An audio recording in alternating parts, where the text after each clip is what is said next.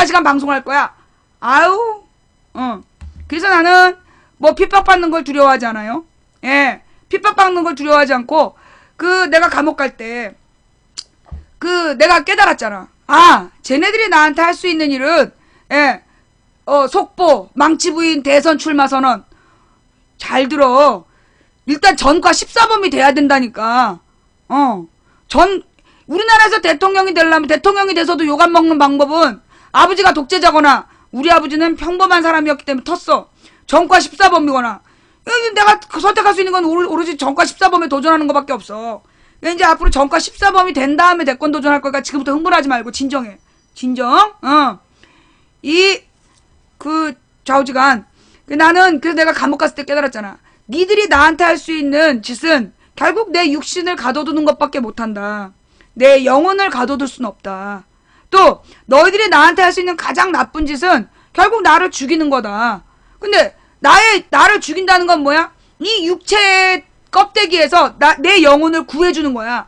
그럼 나의 영혼은 자유롭게 날아다니면서 매일 밤 동시에 그놈들의 침대 머리맡에 앉아서 놈들이 까무룩 잠이 들 때 야! 그래서 나는 하나님이 빨리 하나님이 빨리 데려가실까? 천국에 물 관리하느라고 안 데려가시는 것 같은데, 내가 옛날에 한번 사실 죽을 뻔했거든. 교통사고가 나고 그냥 바로 죽을 뻔했는데 못 죽었어. 야, 그때 그냥 살아난 게 기적이었거든? 보니까 하나님 천국에 물 관리하는 것 같아. 내가 가서 천국에서 사고 칠까봐 못 들어오게 하는 것 같아. 좌우지간 나는 빨리 육신의 한계를 벗어서 놈들의 머리맡에 앉아갖고, 라고 얘기하는, 네, 그날, 김대중도 전과자. 그쵸? 김대중도 전과자야. 새누리당의 이명박도 전과자이고, 친박 서청원이도 전과자잖아. 전과 2범이잖아. 그래서 내가 그분의 모범을 따라서 전과 2범이 되면, 빨간 옷 입고 선거운동 하러 갈 거야. 꿈도 야무지지? 좌우지간. 그래서 핍박받는 걸 두려워하면 안 된다. 우리가 지금 말이에요. 경찰에서 엊그저께 뭘 발표했냐면, 시위 도중에 폴리스 라인을 넘기만 해도 체포하겠다. 넘기만 해도 체포하겠다. 경찰을 건드리기만 해도 구속하겠다. 이게 지금 발표예요. 폴리스 라인을 넘기만 하면 체포하고, 그 다음에 경찰의 몸에 손을 대면 무조건 구속을 하겠다는 거야. 내가 그랬잖아. 여러분, 크림빵 얘기 봤죠? 크림빵 뺑소니. 크림빵 뺑소니를 경찰이 하도 못 잡아가지고, 네티즌들이 나서가지고 범인 잡는다고 설치니까, 마지못해 잡는 척 했잖아. 그죠? 그 다음에, 세모자 사건을 비롯해갖고, 지금 인터넷에, 오늘은 뭐라고? 필리핀? 필리핀 또 한국인 부부 사망 사건? 좌우지간 이건 필리핀에서 벌어진 사건인데 그것 좀 내용이 달라. 왜 필리핀에서 그렇게 한국인 사망 사건이 많냐? 그 얘기 조금 다른 얘기지만 우리나라 흉악범죄가 많아. 근데 며칠 전에 누구세요? 트렁크 살인 사건. 야, 트렁크 살인 사건 범인을 잡겠다고 뭐였지? 특별수사본부가 꾸려졌어. 특별수사본부가 꾸려졌다고 그냥 언론에서 얼마나 떠들었는지 몰라. 그러면서 김일곤 공개 수배령을 내리고 어마어마하게 수십 명이 모여가지고 막 돌아다녔잖아. 근데 어떻게 됐어? 동물병원 간호사가 신고해가지고 쟤 아무래도 이상해요. 그래가지고 경찰이 와가지고 너 뭐냐? 그래서 신분증 검사해보고 김일곤인 줄 알았다는 거 아니야. 웃기는 건 뭐냐? 그 범인을 잡은 공간이 특별수사본부에서 몇 미터 안 되는 데래. 특별수사본부 근처에 왔다 갔다 하면서 그런 짓거리 하다가 동물병원 간호사한테 잡히고, 경찰이, 거기다가요, 옛날에 내가 도둑이 한 번 든 적이 있는데, 경찰이 와서, 이 범인 잡아달라니까 뭐랬냐면, 이거 못 잡아요! 도둑을 못 잡는데, 좀도둑은 못 잡는데, 그러면서, 사람 안 다친 게 어디야? 그러면서 가더라니까. 경찰이, 들어와가지고 막, 내가 1년 동안 모아놓은 동전하고, 내 지갑을 뒤져갖고 돈을 이제 몇만 원을 다 훔쳐갖고 갔어. 그리고 이제 내가 모아놓은 상품권 이런 거를 얼마나 화가 나. 저기 잡아달라니까 아유 못 잡아요. 그래서 사랑한다 친 게 어디냐고. 그러면서 가더라고. 그 다음에 작년에 우리 조카가 그 친구하고 술을 먹고 있는데 집단 폭행을 당했어. 어떤 놈들한테. 나는 의도적으로 나는 우리 조카를 알아보고 때린 거가 아닐까 싶은데 CCTV 밑에서 당했단 말이야. 그럼 경찰이 잡으려면 잡을 수 있잖아. 근데 경찰이 뭐래냐면 이거 못 잡아요. 그래. 아 이거 못 잡는다고. 그러면서 뭐래더라? 이거 잡으려고 그러면 일이 더 안 좋아진대. 꼬인대. 그러면서 잡지 말래. 그래갖고 얘가 페이스북에다가 문신을 올려가지고 범인 잡았잖아. 페이스북에다가 문신을 올려서 이 문신하고 있는 아는 사람 연락 달라고. 그래갖고 범인 잡았어. 내 얼마 전에 아는 사람은 어떤 나쁜 여자가 앙심을 품고, 그러니까 자기의 비리를 알고 있는 그러니까 A라는 사람이 있고 B라는 여자가 있는데 이 B가 A라는 사람이 자기의 비리를 알고 있다고 이 A에 대해서 무고한 말도 안 되는 거짓말을 A를 아는 여러 사람한테 8번에 걸쳐서 편지를 보낸 거야. 교묘하게 이제 그 프린트를 뽑아가지고 필적 자필로 안 쓰고 그래갖고 8번이나 편지를 보냈는데 그래갖고 그거를 이제 경찰에다가 신고를 했어. 그러면 종이에서 지문 뜰 수 있잖아. 근데 우리 경찰이 종이에서 지문 떴을까요? 안 떴어요. 못 잡아요. 그거 못 잡는다고. 그래서 경찰이 이거 잡으려고 그러면 골치 아프다고. 그래갖고 못 잡는다고 사건을 그냥 무마시킨 거야. 이 A가 너무 열받아갖고 검찰에 가서 이거 나는 도저히 참을 수가 없다. 이거 검찰이 잡아달라 했더니 검찰이 의심되는 사람이 있으면 그 사람을 고소를 해라. 그래서 그 사람이 그러지 않았다라는 거를 저쪽에서 입증을 못하면 되지 않겠느냐 이러면서 검찰이 얘기를 했대. 결국 검찰도 잡아주는 게 아니야. 그래서 어떻게 했냐? A가 직접 잡았어. 내 아는 사람이야. A가 직접 B를 잡아냈어. 그래갖고 이 B를 지금 고소를 한 상태예요. 이게 한마디로 B를 어떻게 잡았느냐? 덫을 놨지. 덫을 놔가지고 이 B의 비리를 알고 있는 사람을 협박을 해가지고 너 이거 B가 그랬는지 안 그랬는지 네가 밝혀내지 않으면 너를 꼰지르겠다. 그러니까 이게 제3자 C가 B가 그랬다라는 증거를 갖고 왔어. 그래가지고 범인을 잡은 거야. 무슨 얘기냐? 국민이 억울한 일을 당해도 우리나라의 수사기관이 범인을 잡는 능력이 제로야. 국민의 생명과 안전을 보호하라고 경찰이 존재하는데 대한민국의 이 경찰은 국민의 생명과 안전, 재산을 보호할 아무런 능력이 없어. 그리고 오로지 뭐만 해? 시위대만 잡으러 가. 시위대를 잡는 데는 칼같이 움직여. 선만 넘으면 잡아드리겠다. 손끝만 스쳐도 구속이다. 그게 대한민국의 경찰의 모습이야, 오늘. 어저께 국회에서 이 국정조사 과정에서 좌익교수 얘기가 또 나온 거 아니에요? 어저께가 이제 국정조사에서 검찰에 대한 국정감사가 있었나봐. 검찰 국정감사. 그리고 이제 검찰청장을 불러다 놓고 왜 좌익교수를 빨리 처리하지 않느냐. 그걸 이제 문제를 삼은 거예요. 그래서 내가 지난번에 민사소송 졌잖아. 내가 민사소송 패소한 이유가 뭐냐 하면 이 검찰이 좌익교수에 대해서요. 2014년 1월 20일에 나를 불렀어. 나를 불러가지고 그 좌익교수의 범죄 수사기록 이만큼 쌓아놓고 그 좌익교수가 국정원 직원이라는 거를 내 앞에서 인정을 했다고. 그래서 내가 국정원법으로 내가 고소했다라는 부분에 대해서도 내가 고소인 조사를 받은 거야. 그러니까 고소한 사람의 주장을 얘네들이 다 받아 적었어. 그 다음에 우리 신랑이 그 다음 2월에 가서 조사를 받을 때, 그때도 고소인 조사 받을 때 물어본 거야, 우리 신랑이. 얘 이 좌익교수 국정원 직원 이거 기소 언제 할 거냐? 그러니까 그때 검사가 곧 할 거라 그랬어. 우리가 2번 확인했지.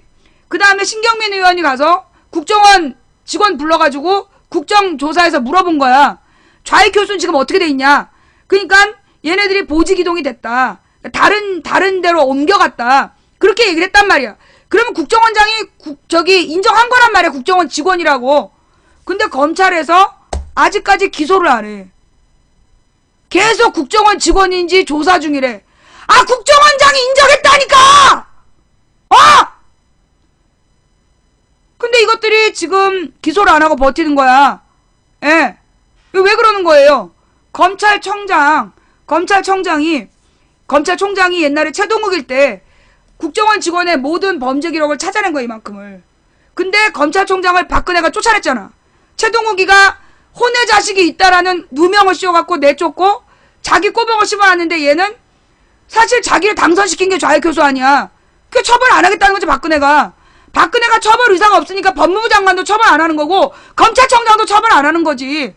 그러니까 시간을 2년을 끌고 앉아있는 거야, 이것들이. 그래서 어저께 또 뉴스에 나왔잖아, 내가. 아이, 맨날 뉴스에만 나오고. 근데 질문을 왜 그렇게 어벙하게 했어? 왜 검찰이 국정원 직원이라는 거를 왜 여부를 인정하지 않느냐, 그런 질문을 왜 하냐고. 왜 처벌하지 않느냐라고 밀어붙였어야지. 2년 동안 이미 수사 기록이 다 있는데 왜 기소하지 않느냐, 이렇게 밀어붙였어야지. 좌익 교수가 국정원 직원인 걸 왜 인정하지 않느냐, 뭐 그렇게 말을 흐려. 어쨌거나 국정원 직원. 그러면서 이런 얘기도 기사가 났어. 그 KTL이죠. KTL이라는 뭐 한국기술자문 뭐가 있어. 근데 얘네가 소위 거기서 일했던 애들이 나와가지고 제보를 한 거야, 경향신문에. 그래가지고 이게 댓글 부대 같다. KTL인가 KLT인가가 그 댓글 부대 같다 라고 이제 얘기를 했어. 그랬더니만 그래가지고 이제 경향신문에서 2월달에 기사를 냈네. 그랬더니만 직원들을 막 바꾸고 줄이고 막 이렇게 서버를 팔아먹고 막 흔적을 지금 몇 달 동안 지우고 있는데 검찰에서 수사를 안 해. 지금 댓글 용역팀으로 보인다라는 걔네들에 대해서 지금 검찰이 수사를 안 해. 자, 그런데 어저께 그게 밝혀졌더만 그 소위 댓글 의혹 용역팀 그 관련 뉴스 좀 올려봐봐. 댓글 의혹 용역팀이 국정원과 정보 협력했다. 이거 경향신문에서 또 기사로 나왔더만. 소위 그 댓글 용역팀을 아예 무슨 회사 형태로 차려놓고 거기서 댓글 용역질을 했던 거야. 근데 이제 그 한 걸로 보여. 왜냐, 거기서 퇴사한 애가 그랬던 것 같다라고 이제 제보를 한 거야. 그래서 지금 사실을 알기 위해서 수사를 해야 되는데 증거를 다 지금 인멸을 했어. 그랬는데 이 KTL이구나. 그런데 자, 잠깐만요. 이 기사 같이 한번 볼게요.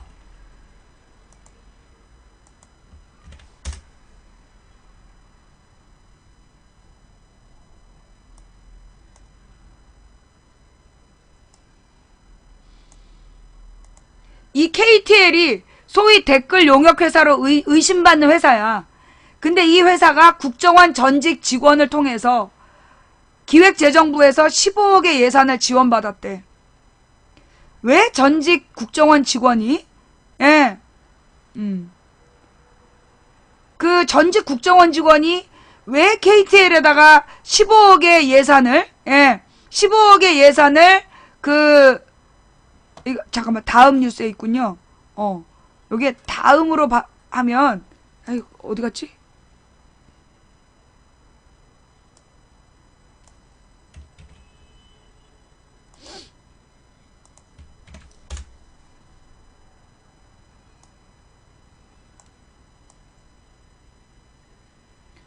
댓글부대 의혹 KTL 용역팀, 국정원 정보협력,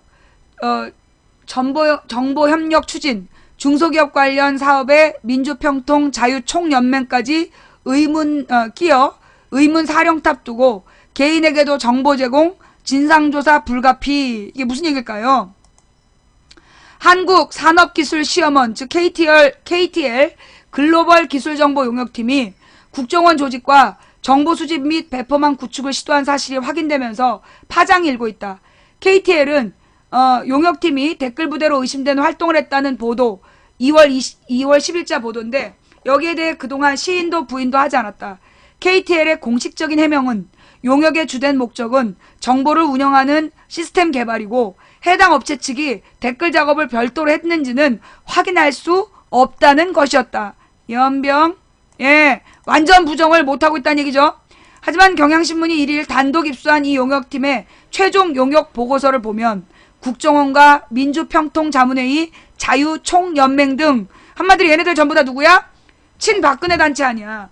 얘네들을 정보협력 파트너로 제시했다. 상식적인 의문은 용역팀이 과연 국정원으로부터 아무런 동의 없이 용역 보고서에서 국정원 조직과의 협력을 언급할 수 있었을까 하는 것이다. 중소기업을 위한 수출 관련 정보 제공을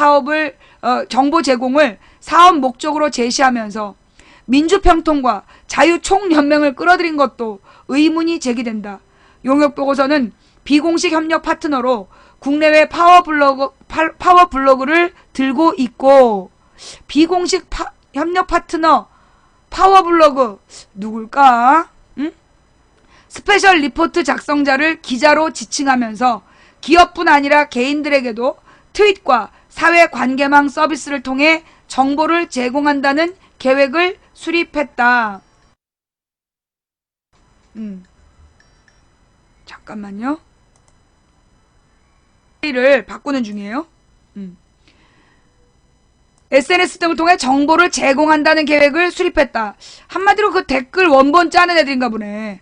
지난 7월 KTL의 글로벌 기술 정보 용역을 수주한 그린미디어가 용역을 수행하던 KTL 별관 사무실, 요게 이제 그 별관 사무실이고, 그리고 경향신문 자료사진인데, 이 사진이 보고서는 KTL 내부의 정보를 컨트롤하는 사령탑 K룸을 100평 규모로 설치하고 정보 유출 위험이 있으니 정보 관리자는 높은 충성도가 요구된다고 지적했다. 무슨 충성도일까? 용역의 진정한 목적이 의심되는 대목이다. 아니, 중소기업에게 수출 관련 정보 제공을 하겠다며. 근데 무슨 충성도가 요구가 될까? 뭐하는 애들이야? 더구나 이 용역사업의 수행 주체인 그린미디어는 12년 대선을 앞두고 그린경제라는 신문을 발행하기 시작했지만 일반인들은 거의 듣도 보도 못한 매체다. 그린미디어의 법인 등 기부를 보면 지난해 2월까지 자본금이 3천만 원에 불과했고 유사한 용역 실적도 전무했다. KTL은 뭘 믿고 15억의 예산이 반영된 사업을 무명의 매체에 맡길 생각을 했을까? 남국민 전 KTL 원장은 국정원 전직 직원을 통해 기획재정부로부터 15억의 예산을 따왔다는 보고가 없었다면 사업을 허락하지 않았을 것이라고 했다. 국정원이 뒤를 봐주는 사업인데다 기재부 지원 예산이니 KTL 입장에서는 부담이 없었다는 거다. 남궁 전 원장의 발언에 대해 KTL은 말도 안 되는 얘기라고 치부했지만 그의 발언을 뒷받침하는 증언이 나왔다. GNC 솔루션 대표 김모 씨는 경향신문과의 통화에서 2013년 중순부터 그린미디어와 국가정보전략연구소 민모 씨와 함께 사업 제안서를 작성했는데 그해 12월 예산이 반영되고 지난해 2월 예산이 확정돼 사업이 시작됐다고 털어놨다. 실제 KTL이 지난 7월 공식 입찰을 거치기도 전에 그린미디어의 KTL 별관 사무실 전부를 무상으로 쓰게 한 것도 지난해 2월부터다. 용역팀 26명의 급여도 그때부터 집행됐다. 정부 예산이 확정된 후 사업이 본격화된 것이다. 이미 2년 연속 공공기관 경영평가에서 최하 등급을 받은 KTL이 기재부의 승인 없이 자체 판단만으로 15억 원의 예산을 집행했다는 데는 여기저기서 의문이 따라붙는 상황이다. 하지만 국감을 앞두고 야당 의원들의 조사에서는 기재부에서 공식으로 집행한 예산 항목은 발견되지 않았다. 결국 기재부가 예산을 승인했다면 구체적인 용도를 밝힐 필요가 없는 국정원의 특수활동비나 수지차 보전 예산으로 처리했을 가능성이 높다는 관측이 나오고 있다. 좀 말이 어렵죠? 한마디로 지금 댓글 용역 회사라고 의심되는 회사가 있어. 근데 그 회사가 국정원 전직 직원을 이용해서 15억의 기재부 예산을 따왔다는 거야. 그런데 기재부 예산안을 검토해봤더니 15억을 그렇게 집행한 얘기가 없다는 얘기야. 그 얘기는 다른 말로 국정원의 공작 비용에서 냈을 모든 국가 예산에 국정원의 공작비가 숨어있다며 그 중에서 집행됐을 가능성이 있다는 거야. 한마디로 점점 더 이들은 국정원 용역 회사로 보인다 뭐 이런 얘기죠. 그죠? 예. 하여튼 그래서 이 국정원 직원을 통해서 기재부에서 10억 원의 예산을 받아서 이 그린 미디어라는 회사를 좌우지간 운영을 했는데 걔네들한테 돈 준 흔적이 없대. 그게 더 문제 아니야? 왜 그랬을지? 자, 그런 다음에 말이에요. 지금 페이스북에서 다음 이야기로 넘어갈게요. 페이스북에서 그 세월호 유민아빠 김영호 씨의 페북을 삭제했다며. 그 김영호 씨의 로그인 기록을 삭제하고 그래서 페북에 로그인을 못하게 막아놨대요. 그런데 이게 김영호 씨가 처음이 아니래. 미디어 몽구라고 활동하시는 분 있잖아요.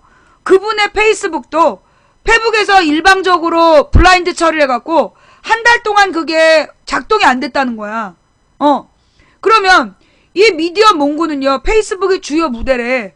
그럼 페이스북에다가 자기의 그 결과물을 올리고 그걸 통해서 후원을 받고 그래서 지금 1인 미디어에 활동을 하고 있는 건데 그럼 한 달 동안 후원을 못 받았을 거 아니야. 페이스북을 막아버려서. 이거 그럼 페북이 물어내야 될 문제 아니야.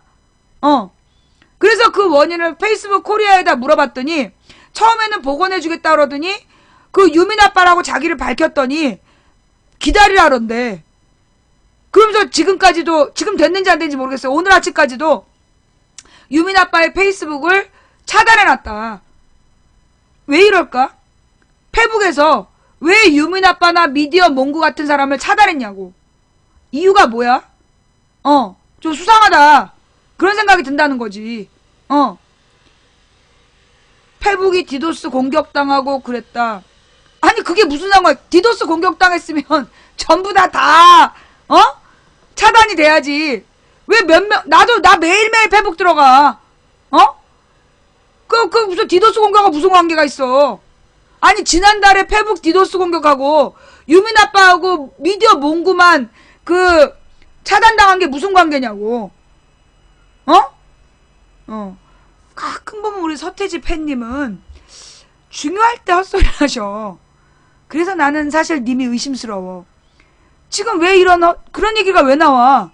아니 페북에서 나는 매일매일 로그인을 하고 있는데 이제까지 매번 로그인 됐다니까.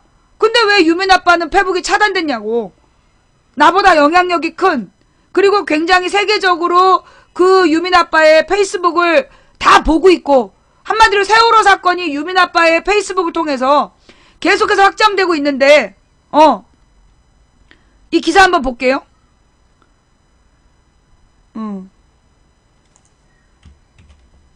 이건 다음 뉴스가 아니네.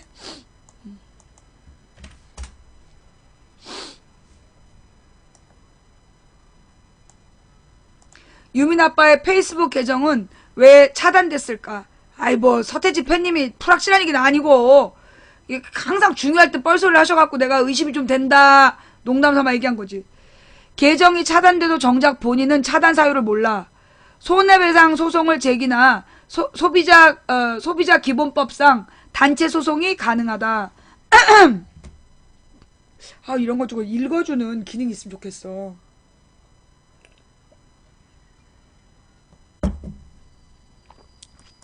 (9월 28일) 유민아빠 김영호 씨는 평소처럼 페이스북에 접속했다. 로그인이 안 됐다. 주변에 알아보니 가명으로 계정을 썼다며 문제가 된다고 했다. 김 씨는 지금껏 실명으로 사용해왔다.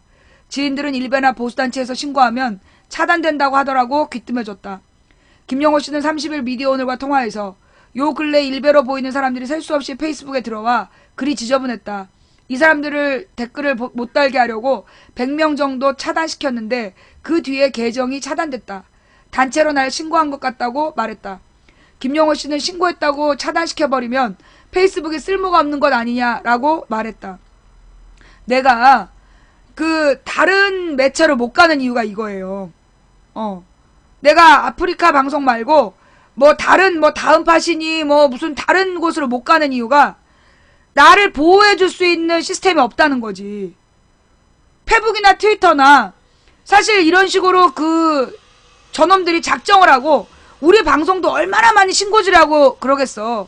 그러나 아프리카가 나의 방송을 알기 때문에 초기부터 멤버이기 때문에 아프리카가 그런 허위 신고들을 개무시하니까 내 방송이 유지가 되는 거예요. 근데 그래서 내가 아프리카에 있는 이유야. 근데 이제 소위 이제 이 김영호 씨의 페이스북을 저놈 새끼들 누가 그랬는지 몰라도 집단적으로 신고를 해서 차단을 시켰다는 거 아니야. 현재 김씨가 운영하는 유민아빠 김영호 페이스북 페이지는 김씨 계정이 사라지며 정작 김씨는 접속할 수 없는 상황이다. 누가 김씨의 계정을 차단시켰을까? 방송통신심의위원회 관계자는 확인 결과 김영호 씨 관련해 안건으로 올라온 심의 사례가 없다고 밝혔다. 이 관계자는 우리는 게시글 단위로 차단하기 때문에 계정 차단이나 계정 삭제는 할 수 없다고 덧붙였다. 그렇다면 페이스북은 왜 김씨 계정을 차단했을까? 페이스북 코리아 관계자는 30일 통화에서 어떤 일로 김영호 씨가 차단됐는지 본사와 파악하고 있다. 하루 이틀 내에 복구 조치가 될 것이라고 전한 뒤 보고 싶지 않은 게시물에 대해서 누구나 신고할 수 있다. 신고 후에는 바로 차단되는 것이 아니라 검토 과정이 있다고 밝혔다. 김영호 씨는 페이스북은 처음에 메일로 질문을 보내달라고 했다가 내가 유민아빠라는 걸 알고 하루 이틀만 기다려달라고 했다고 전했다. 갑작스런 페이스북 계정이 중지된 사례들이 심상찮다. 베트남에서 개인 사업을 하고 있는 이인 씨는 9월 22일 페이스북에서 이태원 살인사건 용의자 아더 패터슨이 한국으로 송환됐다는 포스터를 보고 댓글을 달았다. 한국에 오면 뭐라나 새누리당에 줄대고 재판받으면 무혐의인데 그의 댓글은 수백 개의 좋아요와 함께 논쟁을 불러일으켰다. 다음 날인 23일 새벽 그는 로그인할 수 없었다. 페북을 우리 정부에 대해서 비판적인 페북을 하는 사람들이 지금 차단당하고 있다는 얘기야. 예. 실명이 아니라고 해서 신분증도 메일로 보냈다. 물론 그는 실명을 쓰고 있었다. 이 씨는 무작정 페이스북에서 조치를 취해주길 기다릴 수밖에 없었다고 전했다. 차단 일주일 만인 30일에서야 계정이 복구됐다. 이 씨는 30일 통화에서 오늘 30일 아침부터 다시 접속됐지만 왜 차단됐는지에 대해 설명이 없었다고 말했다. 그는 평소에도 한국 정부 여당 비판글이 많이 올렸는데 그것 때문에 신고를 당한 것 같다고 주장했다. 미디어 몽구로 유명한 언론인 김정환 씨도 9월 22일 강제 로그아웃 당했다. 가명을 쓰면 안 된다고 해서 한 달 전쯤 김영환이란 실명으로 계정을 바꿨더니 김정환이 가명인 줄 알고 자동 차단시켰다는 게 페이스북 측의 설명이었다. 뭔 소리야. 김 씨는 사전에 어떤 고지도 없이 계정이 차단되며 황당함과 불쾌함을 경험했다. 1인 미디어로 왕성한 활동을 하고 있는 그는 계정이 복구되기까지 본인의 주요 플랫폼인 페이스북에서 아무것도 할 수 없었다. 정치적 활동이 페이스북 계정 차단의 근거가 될까? 계정 이용 중지에 대한 페이스북 이용 약관 가운데 정치적 표현 관련 커뮤니티 표준 관련 내용에 따르면 언론에 등장하거나 직업상 또는 특정 활동으로 인해 공공의 관심을 받는 사람들에 대한 공개적이고 비판적인 토론은 허용하지만 공인에 대해서 신빙성 있는 위협을 가하거나 특정인을 지목하여 편파적인 발언을 하는 경우 관련 컨텐츠가 삭제된다고 나와있다. 법률사무소 해움의 박지원 변호사는 만약 페이스북 커뮤니티 표준에 따라 이용 정지가 됐다면 공인에 대한 근거 없는 악의적인 공격 등 표현의 자유의 범위를 벗어나는 수준이라는 점이 입증되어야 될 것이라고 지적했다. 여러분 이렇다면요. 페이스북에서 지금 박원순 시장의 아들에 관련해서 그 병역을 필요하지 않았다고 허위사실 유포한 새끼들 왜 차단이 안 되냐고. 페이스북에서 이런 원칙이 있으면 왜 박원순 시장 아들에 대해서 허위사실을 유포하는 새끼들은 왜 차단하지 않고 미디어 몽구나 그 유민아빠나 그 저기 누구야 새누리당의 비판적인 사람들에 대해서만 차단하냐고. 이거 어이없죠. 나 이거 어떻게 했으면 좋겠냐 하면 페이스북 잠깐 다 끝까지 읽고 올해 초 페북은 뉴스피트의 소식이 거짓 게시물이라고 신고할 수 있는 새 기능을 내놨다. 계정 차단자들은 이 같은 신고가 반복되며 계정이 차단됐을 거라고 추측하고 있다. 신고 기능이 악용될 수 있는 지적이 나오는 대목이다. 그러나 페북 이용 약관은 카카오 등 국내 SNS 서비스 제공 업체들과 유사한 수준이어서 특별히 페북이 불공정 약관을 갖고 있다고 비판하기는 어렵다. 그럼에도 차단 사유를 당사자가 알지 못하는 현 상황은 개선돼야 할 것으로 보인다. 박지원 변호사는 일시적인 이용 정지를 하더라도 계약자의 해지에 준하는 중요한 사안이므로 이용 정지의 원인이 무엇인지 또 어떤 연유에서 이용 정지 조치가 다시 해제됐는지에 대해 이용자에게 명확하게 고지하지 않고 있다면 이는 개선돼야 될 것이라고 지적했다. 계정 차단을 당한 이용자는 부당한 이용 정지인 경우 이용 정지 기간 동안 손해가 발생했다는 점을 입증해 손해배상 청구 소송을 제기할 수 있다. 미디어 봉고는 확실히 할 수 있죠. 페이스북의 약관에 문제 제기를 하고 싶다면 약관 규제법 위반을 이유로 페이스북 약관 조항의 무효를 주장하거나 소비자 기본법상 단체 소송을 활용할 수 있다. 독일의 경우 게시물의 이용과 관련한 페이북의 이용 약관 조항에 대해 소비자 단체가 베를린 지방법원에 단체 소송을 제기해서 승소한 사례가 있다. 그 결과 현재 페이스북 이용 약관은 독일 지역에서만 별도의 약관 조항이 적용되고 있다. 박지한 변호사는 공정위 시정조치도 생각해볼 수 있지만 해외 법인에 대해 공정위가 약관 규제법 위반 이유로 시정조치 처분을 내릴 수 있는지 여부는 국제공법적인 문제라 아직 불투명하다고 전했다. 페이스북 약관은 미국 캘리포니아 주법을 준거로 정하고 있다. 그러나 일각에서는 국제사법에 따라 페이스북 이용 약관에 국내법을 적용할 수 있다는 입장도 있다. 이병준 한국외대 법학전문대 교수는 논문에 따르면 준거법이 외국법이면 원칙적으로 우리 약관 규제법이 적용되지 않지만 국제사법 27조가 적용되는 소비자 계약의 경우 약관 규제법이 적용되는 업종의 약관이라면 준거법이 외국법이더라도 우리나라의 약관 규제법의 보호를 받을 수 있게 된다.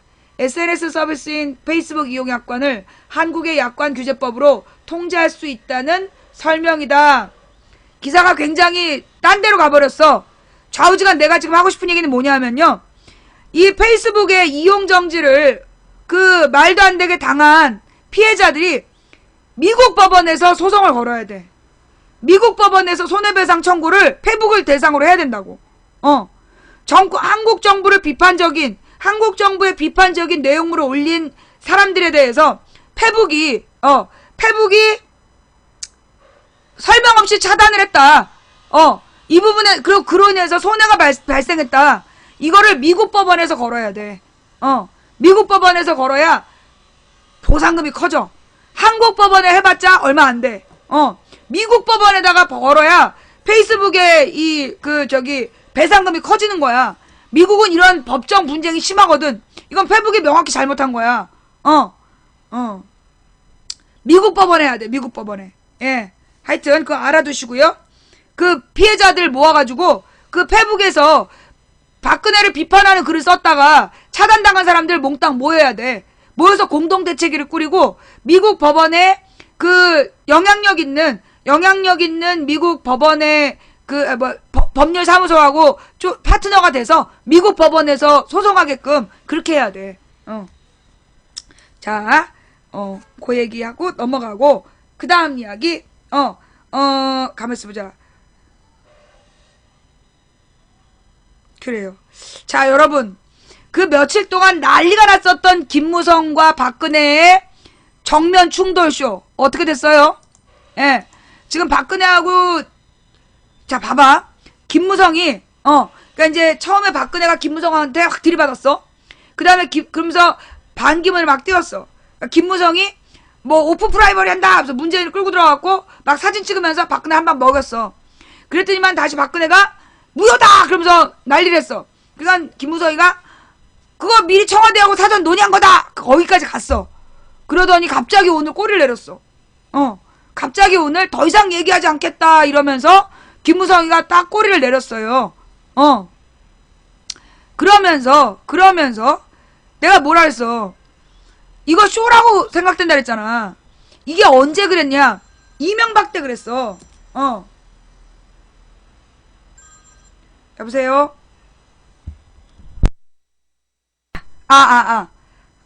내가 뭐 또 어느 언론사에 또 이렇게 그 후원 가입했다고 개인 신상 확인까지 하네.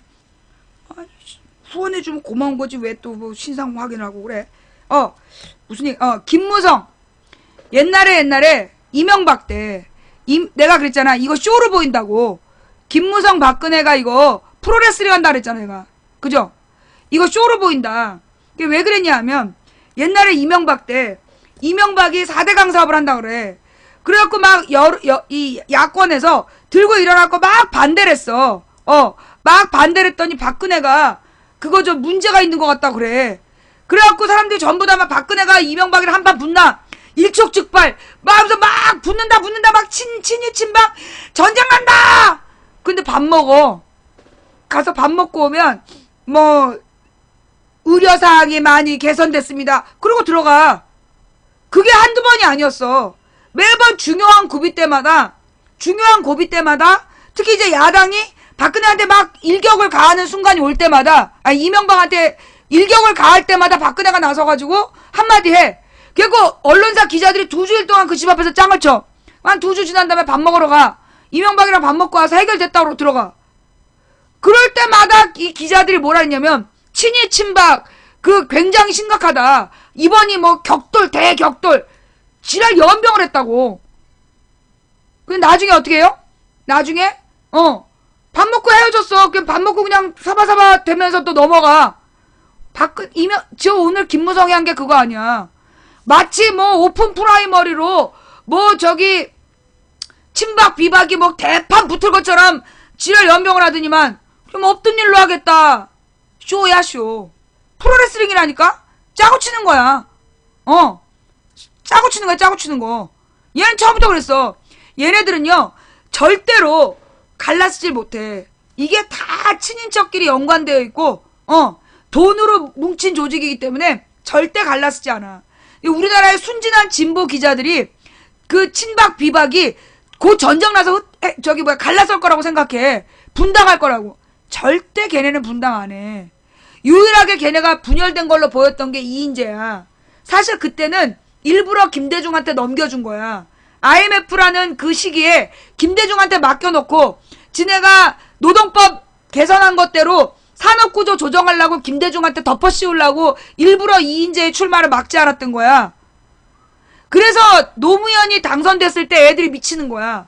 왜냐 걔네들은 김대중이 당선되는 건 막지 않았어. IMF 이후에 산업구조 개편할 때 그 모든 책임을 김대중한테 덮어씌우려고 김대중 대통령 되도록 한 거야 걔네가. 근데 노무현은 철저히 막으려고 그랬어. 그런데 노무현이 된 거야. 총 걸기를 해서 걔네들이 비판을 했는데 노무현 당선된 거야. 그러니까 그때 중선관위 출신 막 인간들이 나와가지고 전자투표로 된 거라서 무효다 소송 걸고 지랄 연병하다 2008년에 그게 거짓말인 게 밝혀진 거야. 그렇게 된 거예요. 노무현은 쟤네들이 허용하지 않은 사람이었어. 왜냐하면 그때 2002년이 홍삼 트리오 사건이라는 게 터지면서 김대중과 동교동계가 완전히 죽는 거였어. 동교동계는 옛날에 죽었고 민주당이 재기 불능 사태에 빠져. 근데 그걸 살려낸 게 노무현이야. 노무현 바람이 민주당의 정권을 재창출해낸 거야. 그래서 그게 대단한 사건이었던 거예요. 그런데 쟤네들이 완전히 미쳐버린 사건이지. 절대 쟤네들이 용납할 수 없는 사건. 어떻게 노무현 따위가 대통령이 고졸 출신에 부인은 심지어 고등학교 중퇴인가 그렇잖아. 그런 무식한 것들 서울대도 안 나오고 고졸 출신이 거기다가 그 저기 장인이 무슨 저기 장기수였던가 뭐 그랬잖아. 빨치산 출신인가. 그래갖고 용서가 안 됐던 거야 노무현에 대해서. 그래서 김무성이가 나는 노무현이를 대통령이라고 인정한 적이 없어. 그런 거 아니야.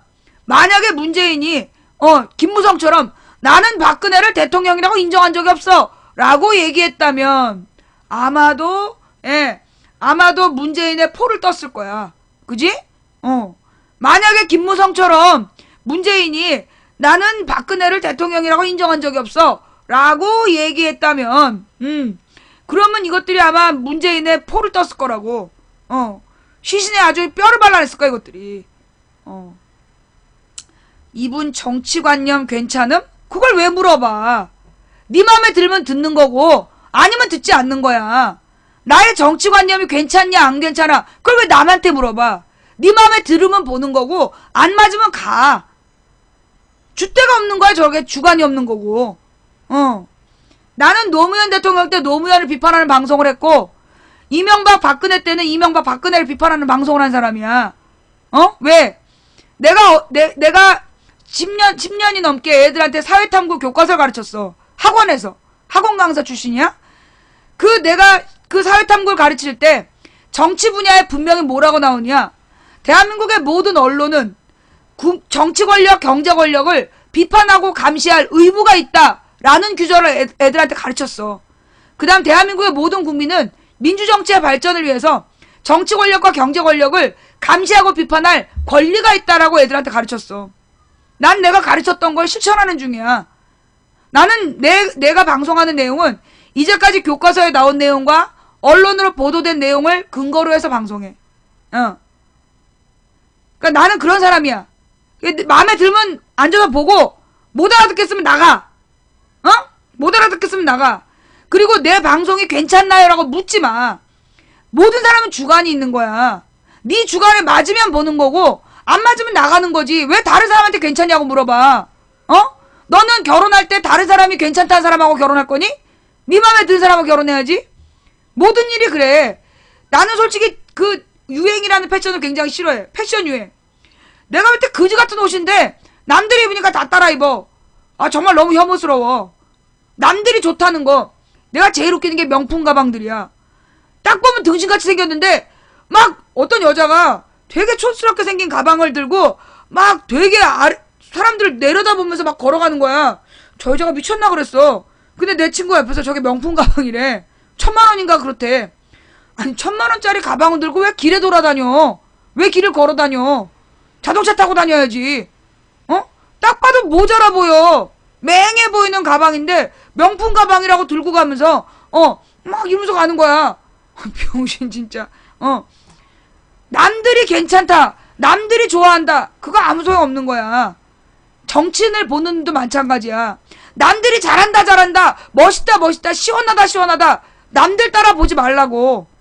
혹시 망치 부인을 누가 막 소개해가지고 소개받아 왔어요. 그래도 마음에 들지 않으면 보지 마세요. 남들이 좋다고 그러면 무조건 좋아하는 거. 그게 가장 우리나라의 민주주의를 망치는 길이야. 그래서 이명박 박근혜가 대통령 된 거 아니야. 개쪽팔리게. 아주 국제적으로 그냥 해외여행을 못 나가요. 또 얘기가 딴 데로 갔어. 본론으로 돌아와서. 예. 이 김무성의 꼬리 내리기는 옛날에 이명박한테 박근혜가 확 들이받는 척 했다가 밥 먹고 화해했던 재탕이야 재탕. 삼탕? 곰탕이야 곰탕.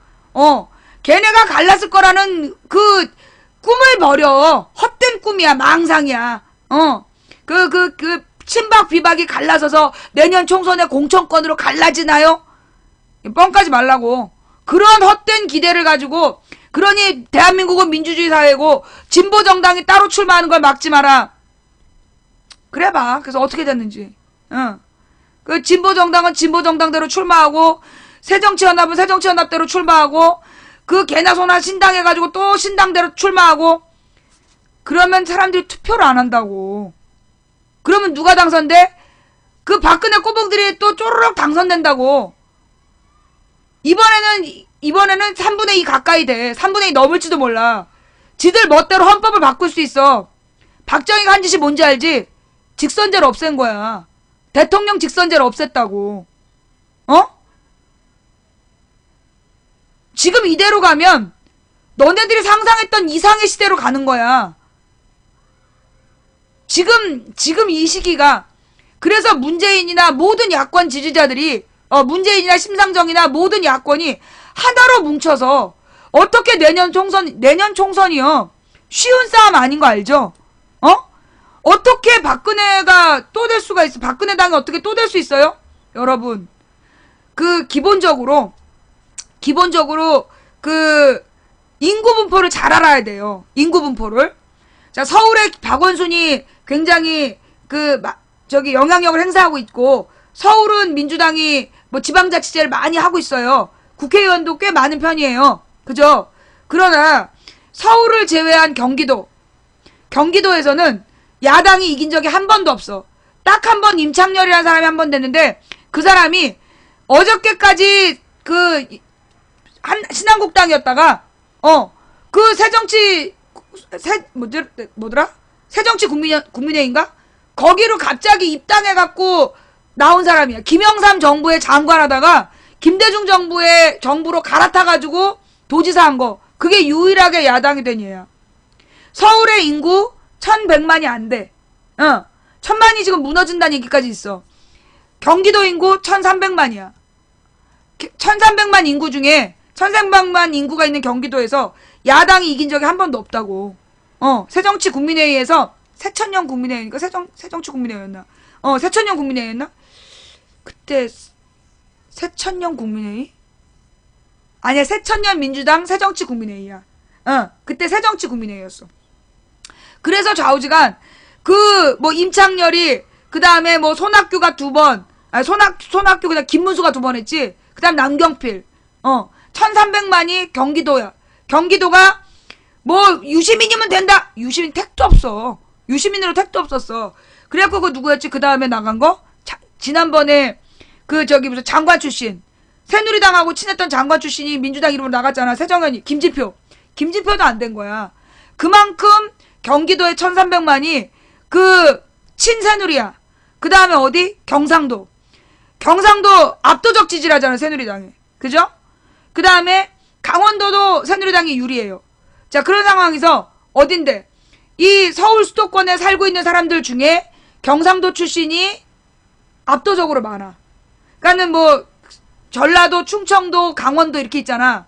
그러면 서울, 경기도 지방에 경상도 출신이 압도적으로 많다고. 그래서 인구 분포가 그래. 그 다음 20대, 30대가 적어. 인구 중에 전체 숫자가 30% 정도밖에 그러니까 40%? 아니야, 40%가 안 돼. 즉 인구의 절반 이상이 50대 이상이야. 인구의 절반 이상이 50대 이상이고 그들은 반드시 투표해. 반드시 투표하는데 새누리당에 대한 지지도가 압도적으로 높은 사람들이야. 이걸 분명히 알아야 돼요. 지금 20, 30, 40대 인구가 굉장히 작아. 반이 안 돼.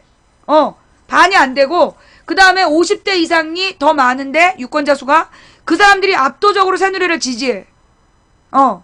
무슨 얘기냐? 그래서 내년 선거도 절대 이 야당에게 유리하지 않아. 박근혜가 아무리 못해도 왜 새누리당이 매번 당선되냐? 인구 분포의 문제야. 인구의 출신지, 그 다음에 인구 분포. 그게 문제인 거야. 여러분 매번 전라도 민주당을 연결하지만 경상도 새누리당을 연결하는 사람 별로 없잖아. 그죠? 그러면서 전라도 비하는 많은데 경상도 비하는 안 하잖아. 그러면서 그래서 경상도 사람들이 새누리당에 대한 지지세가 굉장히 높은 거야.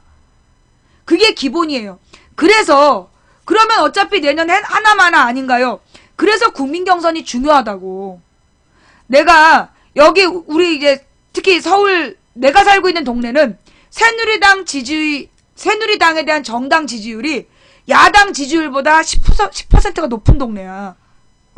우리 동네가 새누리당에 대한 정당 지지율이 그러니까 새정치연합에 대한 정당 지지율보다 훨씬 높은 동네예요. 그럼에도 불구하고 국회의원이 새정치연합, 그 다음에 구청장 새정치연합, 시의원, 구의원도 새정치연합이야. 왜 그러냐? 경쟁력 있는 사람을 내보내면 찍어주는 거예요. 후보가 좋으면 찍어줘. 그런데 자기네들이 볼 때 얘 별로다. 칼같이 잘라. 칼같이 잘라. 그래서 그 지역 사람들이 인정할 만한 후보를 만드는 게 중요한 거야.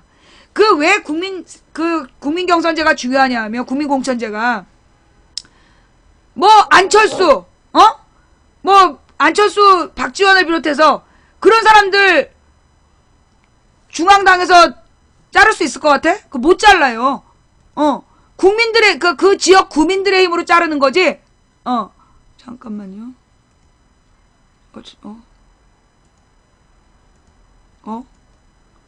왜 이러지?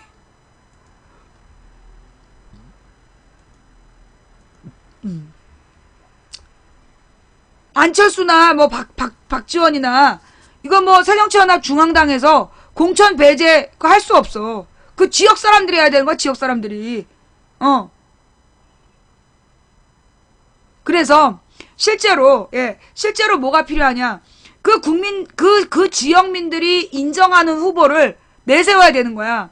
근데 어떤 기자가 내가 어저께 후원에 가입했는데 그 언론사에서 그런 기사가 나가지고 나도 거기다가 비판을 했는데, 공천권은 정당의 고유 권한이다.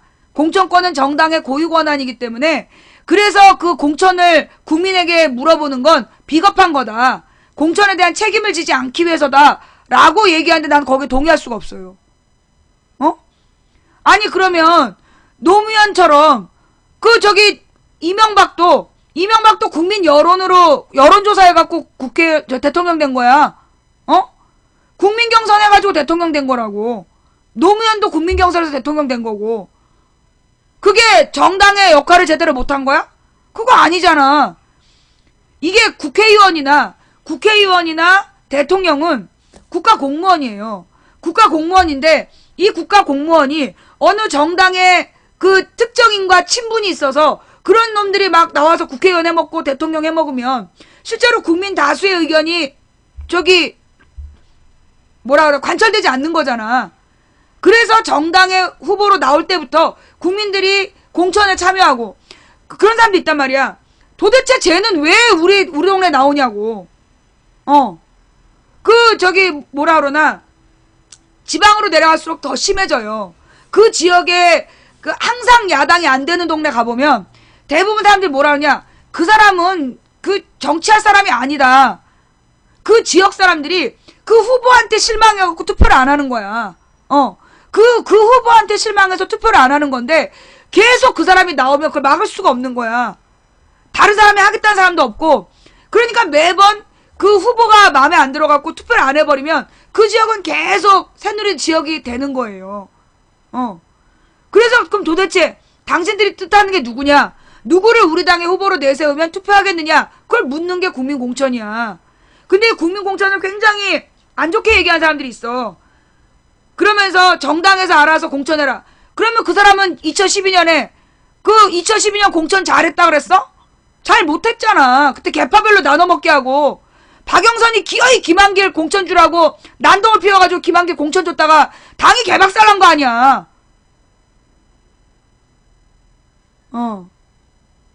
자, 그래서 이 국민공천제도, 자, 가령 진보정당들이 뭐라 그러느냐. 어차피 우리가 빅텐트로 들어간다고 했을 때 어차피 야당 2번 당 지지자가 많은 거 아니냐. 그래서 우리한테 불리하기 때문에 공천을 못 받는다라고 얘기하는데요. 실제로 그 당원들끼리만 투표를 하면 불리할 수 있지. 당원들끼리만 투표하면 불리할 수 있지만 이게 그 지역민들이 전체가 다 같이 그 공천에 참여한다면 그 진보정당에게 유리한 거 아닌가? 내가 잘못하는 거예요? 국민공천제를 하고 그 국민공천제로 모든 야당 후보들이 같이 모이는 거야.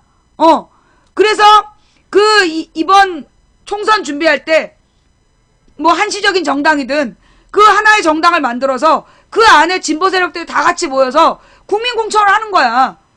그러면 그 지역 국민공천으로 충분히 그 야권의 단일 후보가 될 수 있는 거 아니에요? 이게 만약에 당원들의 힘으로 하는 거라면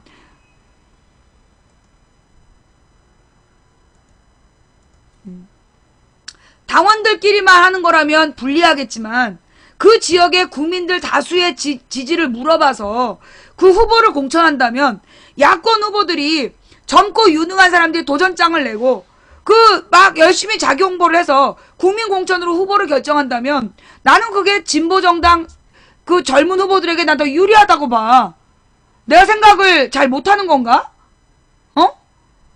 자, 하여튼 그 얘기.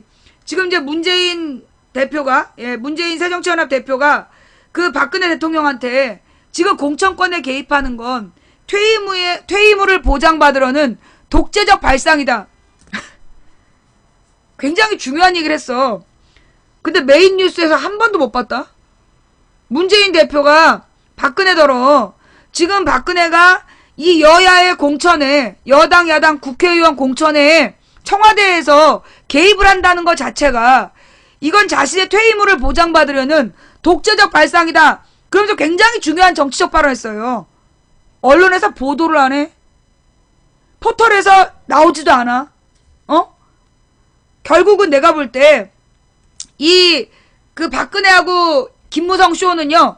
문재인의 국민공천제를 물타기하고 문재인의 그 발언을 묻어버리기 위한 문재인의 발언을 묻어버리기 위한 프로레슬링이다. 짜고 치는 레슬링이다. 나는 그 생각이 계속 들어. 여러분 그 내용의 문재인 박 대통령 퇴임 후 보장받으려는 독재적 발상이다. 아니 이렇게 중요한 내용을 방송에서 한마디도 안 해? 그죠? 자, 그러면 이제 내가 할 얘기는 다 했어. 오늘 준비한 내용은 다 했고요. 오늘 재밌는 또 사건, 어제 재밌는 사건이 하나 있었잖아 또. 그게 망치 부인이 저번에 하신 말이네요. 쉿! 뭐 내가 한 말이 아니라 그 상식적인 사람이 하는 말이지. 그건 당연한 거예요. 이거는 내가 한 말이 아니에요. 이거는 상식을 가진 사람은 누구나 그렇게 생각하는 거예요. 그 퇴임 후를 보장받으려는 독재적 발상이다. 이게 우리 시청자들은 맨 망치 부인이 했던 말이라고 다 그래. 그러다 나 잡아간단 말이야. 조용히 해. 이건 내 말이 아니라 상식 있는 사람들의 말이야. 예, 상식적인 말이에요. 자, 그 다음에 그 김광진 사진 사건. 김광진이 국군의 날 행사에 박근혜 정면 뒤에 서 있었다며.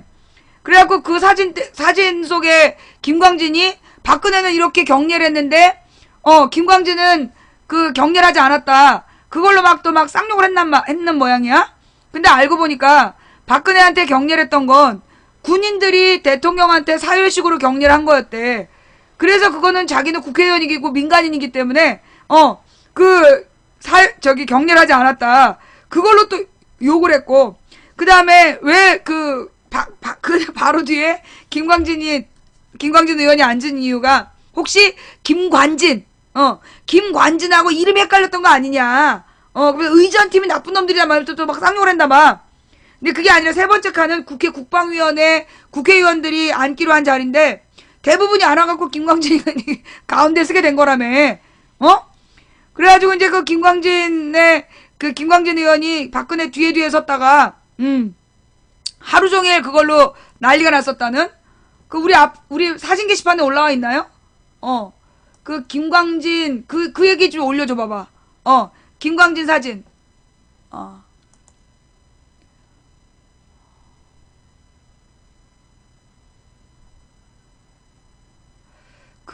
야옹이 메롱님, 그 얘기를 지금 저한테 이 채팅창에다 쓰시면 제가 뭘 어떻게 할 수 있겠어요. 제 여자친구가 하루 만에 직장에서 잘렸어요. 고용노동부는 지금 하는 말이 6개월 이후에 신고가 가능하다고 합니다. 이게 말이 됩니까? 거기다 LG 직영점인데요. 이거는요, 노무사를 찾아가 보세요. 노무사. 예. 노무사를 찾아가서 고용계약서를 가지고 노무사를 찾아가서 이게 부당해고인지 아닌지를 물어보셔야 돼요. 아셨죠? 네, 여기다가 채팅창에다 이게 말이 됩니까? 라고 쓰셔도 방법이 없어요. 예. 그리고 그 노무사는요, 모든 그 구청이나, 그러니까 가령 이제 뭐 광주라 그러면 광주시청에서 상담해준 노무사가 있을 거예요. 그 모든 공공기관에 소속된 자문 노무사가 있어요. 그런 사람들한테는 자문료를 안 내도 거의 공짜로 해주는 거거든요. 그러니까 노무사. 그게 뭐냐면 이제 변호사하고 달리 노동 문제에 관련해서 처리해주는 사람이 노무사야. 그래서 자기가 직접 하면 잘 안 돼. 그러니까 그거는 노무사하고 얘기한 다음에, 노무사한테 상담을 받아서 그 다음에 이제 그 고용노동부에다가 항의할 수 있어요. 예. 그 가장 중요한 거는요, 고용계약서예요. 고용계약서를 써놓고 뭔가 이상하잖아. 내가 오늘 라디오에서 어이없는 얘기를 들었어. 어떤 사람이 83일 만에 잘렸는데 83일 동안 고용계약서를 썼대. 매일 아침 고용계약서를 썼다는 거야. 말이 안 되는 거죠. 이런 말 같지도 않은 일이 지금 우리나라에서 벌어지고 있기 때문에, 그건 여자친구 개인의 문제가 아니라 우리나라가 지금 박근혜가 더 쉽게 자를 수 있게 그냥 해고를 마음대로 하게 좀 만든 거 아니야. 그리고 LG 직영점이다라고 얘기를 하는데요. 원래 LG가 노조가 강하대. 그거 아셨어요? LG가 노조가 강해요. 그러니까 LG 직원들은요, 일단 노조에 가입하세요. 옛날에 그 LG가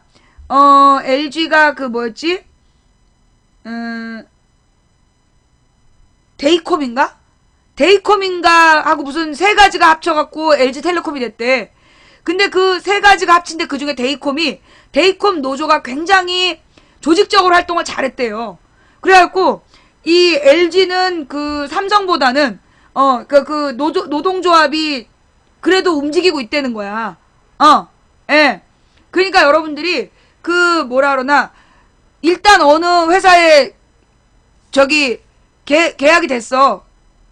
업무 계약을 맺으면 노조에 가입해버려. 노조에 가입을 해서 집단 행동을 하셔야 돼요. 예. 그래야 보장받을 수 있어. 그 일단 노무사 그 83일 동안 그 얘기 좀 이따 하고. 노무사 그리고 이제 여러분들이 가령 회사에서 임금이 밀렸거나 지금 우리나라에 밀린 임금이 몇 조 원이래. 올해만도 몇 천억이고 합산하면 무슨 몇 조 원이 지금 임금이 밀려 있다는 거야. 임금을 받지 못한 노동자들이 수천억에서 1조 원 가까운 돈을 지금 임금을 못 받고 있대. 이런 사람들이 누구를 만나야 된다? 노무사하고 상담해야 되는 거야. 근데 이 노무사를 아무나 찾아가면 안 돼. 개념이 있고 정말 노동자 편에 서 있는 노무사를 잘 찾아가서 상담을 받고 어떤 절차를 밟아서 나의 임금을 받을 수 있나. 그리고 많은 사람들이 망치 부인 고추 천국? 난 고추가 없어. 그리고 우리 집에는 고추 안 말려. 아이, 내가 이모티콘 쓰면 강태라 그랬지? 예, 잠깐만요. 왜 이게 강태가 안 돼? 이상하네. 지금 없어서 강태가 안 되나? 예. 자, 그래서 이제 하여튼 노무사한테 가서 상담하라는 얘기. 그 다음, 그 83일 동안 출근하면서 83일 동안 고용계약서를 썼다는 거예요. 나는 그런 생각이 들어. 우리나라의 비정규직들이 노조에 가입하면 불이익을 당할까봐 노조에 가입하지 않거든요? 노조에 가입하지 않기 때문에 불이익을 당하는 거예요. 제대로 된 노조를 만들어내고 노동자들이 단결을 해야 되는데 모든 노동자들이 블랙리스트에 오르면 어쩌지? 불이익을 당하면 어쩌지? 그래서 노동조합에 가입하지 않아. 그러니까 권리를 보장받지 못하는 거야. 우리나라가 OECD 중에 노동조합 가입률이 제일 낮은 나라래요. 10%밖에 안 된대. 그러니까 노동자들이 너무 빨리 너무 쉽게 해고되는 거야. 노조가 있는 회사는 쉽게 해고를 못해요. 되게 중요한 얘기예요. 예. 노조가 있는 회사는 함부로 못 잘라. 그러니까 그러면 노조가 있는 회사인지도 미리 알아보셔야 돼요. 정보를. 근데 이 노조가요. 틀림없이 두 가지가 있을 거예요. 복수 노조가 가입되면서 하나는 회사 측 노조, 하나는 노동자 측 노조. 근데 어떤 노조는 둘 다 좀 별로인 노조가 있을 수 있어. 그러면 그 별로인 노조 중에서 그래도 노동자 편인 노조에 들어가야 돼요. 그래야 노동자들이 같이 협력하는 거예요. 지금 박근혜가 만든 노동법상에서 해고를 쉽게 안 당하는 법은 노조에 가입하는 길밖에 없습니다. 예.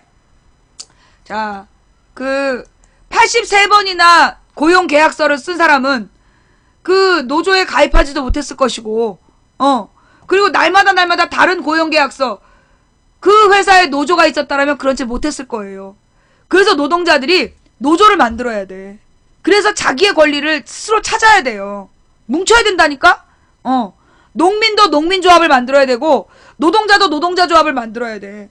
지금 우리나라의 농민조합은 뭐 하고 있어?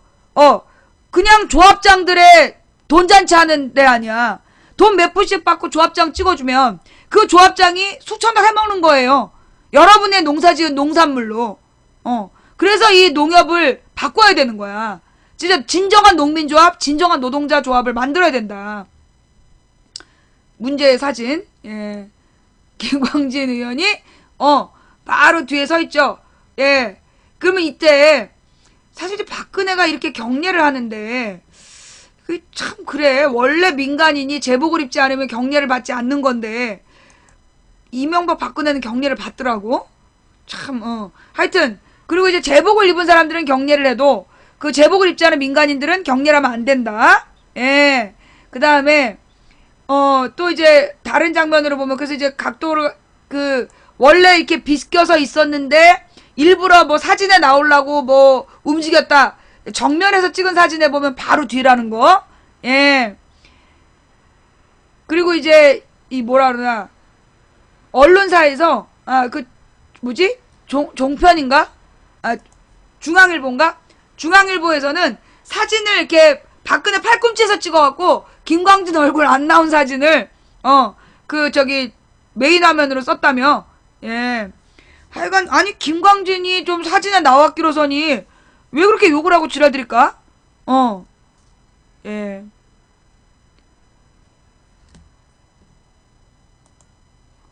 아니 근데 민간인이 제복을 입는 것도 잘못된 거야. 예. 민간인이 군복을 입는 것도 잘못된 거예요. 이 군복은요 군인만 입어야 되는 거야. 근데 우리나라에서 지금 쇼하려고 민간인이 군복을 자꾸 입어. 그거 원래 법적으로 금지돼야 돼요. 근데 우리나라는 그 해병 전후에 뭐 이런 사람들 군복 입고 다니고 막 그리고 심지어 군복을 저기서 팔아? 인터넷으로. 난 이거 좀 문제 있다고 봐. 아니 군복은 군인만 입어야 되는 거 아니에요? 군복은 제복이고 그러면 이 제복은 그 소속을 나타내는 거고 그러니까 군복은 군인만 입어야 돼. 근데 왜 민간인들이 군복을 입고 다니냐고. 그거 원래 법으로 금지돼야 된다고 난 생각해요. 참 이상한 나라야. 우리나라는요 너무나 이렇게 아무렇지도 않게 군복을 막 입고 다녀. 이거 좀 잘못된 거라고 생각해. 그리고 이제 그 경례법 이제 저게 이명박이는 왜 그때 되게 문제가 많았잖아.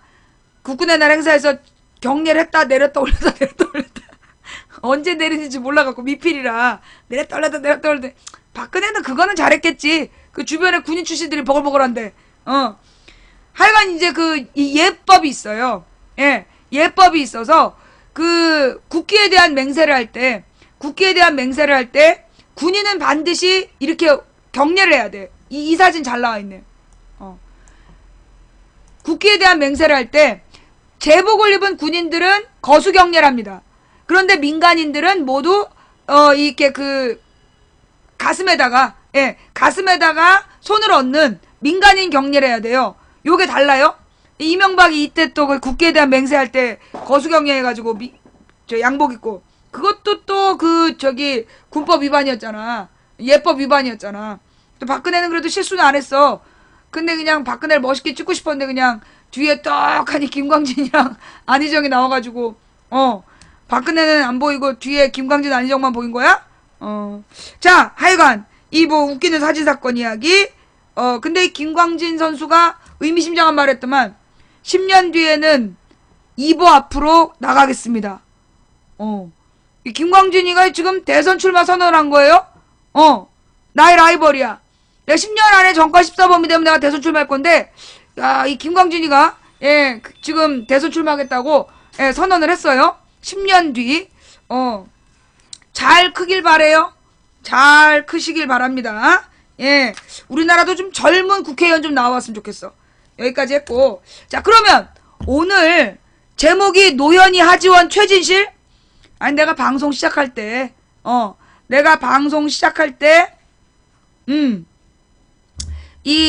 노현이, 하지원, 최진실이 인터넷 검색창에 쫙 올라와 있더라고.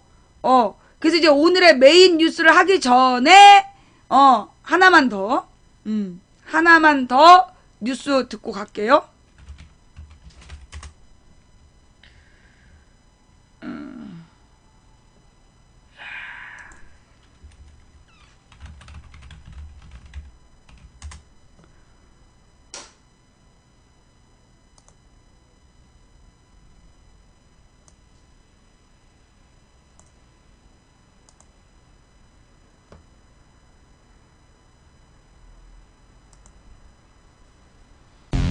김현정의 뉴스쇼 금요일의 코너 오늘자 김현정의 훅뉴스입니다. 기자가 정면으로 파고드는 뉴스의 진실 훅뉴스. 오늘도 권민철 기자 나와 있습니다. 어서 오세요, 권 기자. 네, 안녕하십니까. 오늘 우리가 훅 들어가 볼 뉴스 어떤 건가요? 네, 오늘 훅뉴스 주제는 바로 이겁니다.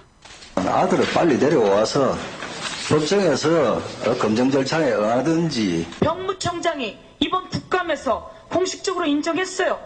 그들이 문제 제기한 것은 다 허위다.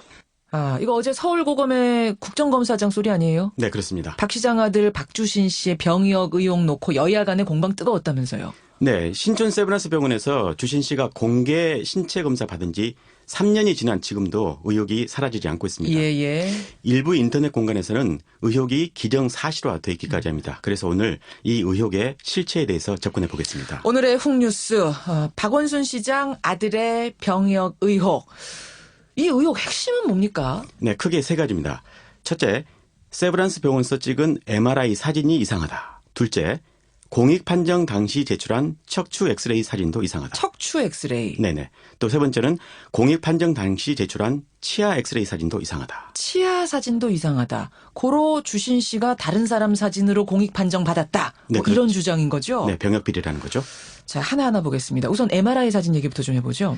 네, 당초 세브란스 병원 검진 이후 의혹은 해소되는 듯 했습니다. 그런데 영상의학 박사인 양승호 씨가 의혹을 촉발시켰습니다. 세브란스 MRI 사진에 황색 지방 골수가 45%로 나타났는데 이 비율이 주신 씨와 같은 20대에서 나타날 확률은 1000만 분의 1이라는 겁니다. 불가능하다는 거죠. 그래서 이분이 그간 다른 방송 등에서 논의했던 얘기 들어보겠습니다. 예. 저는 그 사진을 처음 보는 순간, 이거는 20대에서는 불가능한 골수 패턴이다. 이건 공식적인 자료입니다. 두 기사체가 완전히 다르다는 것을 입증하고도 남는 그런 사진이 되죠. 이 양 박사가 이제 박사시고 그 분야 전문가기 때문인지 이 주장에 대해서는 박원순 시장 측 반론이야 있었습니다만 의학계에서 자기 이름 걸고 나온 뚜렷한 반론은 없었죠. 네, 그렇습니다. 그런데 최근에 미국에서 활동 중인 골수 분야 의사 박효종 씨가 SNS에 반론을 제기하고 나섰습니다. 어떤 건가요? 양 씨가 제시한 근거는 그 노인 영상학이라는 영국 책의 한 챕터인데 예. 그런데 막상 이 챕터의 저자에게 박효종 씨가 직접 물어봤다고 합니다. 그랬더니 이렇게 대답했다고 하네요. 예. 45% 지방을 가진 사람이 27세에 있는 확률은 15% 내지 30%는 된다. 이제 이게 이제 그 교과서 저자의 말입니다. 그러니까 이제 이 1000만 명 중에 하나는 거 이제 전혀 이제 얼토당토하는 얘기인데. 뭐라고요? 지금 양승호라는 사람이 주장한 건 27세에 골 지방이 45%일 경우는 1000만 분의 1도 안 된다고 주장을 했는데 그 이론을 쓴 교과서를 그 교재를 쓴 그 의사한테 물어보니까 27세에서 45%의 지방이 나타날 확률이 15%에서 30%가 된다.